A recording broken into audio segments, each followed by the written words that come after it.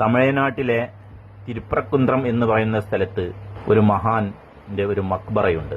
സിക്കന്ദർ ബാദുഷ അവരുടെ തങ്ങളുടെ ഒരു മക്ബറയാണ് മലന്റെ മുകളിലുള്ളത്. ഇവിടേക്ക് ഒരുപാട് വിശ്വാസികൾ ആ മലന്റെ മുകളിലുള്ള ആ മക്ബറ സന്ദർശിക്കാനും പ്രാർത്ഥിക്കാനും വേണ്ടിയിട്ട് ആ മല കയറി പോകുന്നുണ്ട്. മല കയറാൻ ഏകദേശം നമ്മൾക്ക് 3/4 മണിക്കൂറുകളോളം ആ മല കയറാൻ ടൈം എടുക്കും.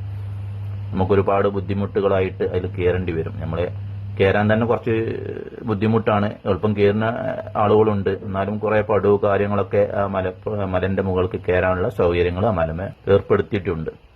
ആ മലന്റെ മുകളിൽ എത്തിക്കഴിഞ്ഞാൽ നമുക്കൊരു മക്ബറ കാണാം.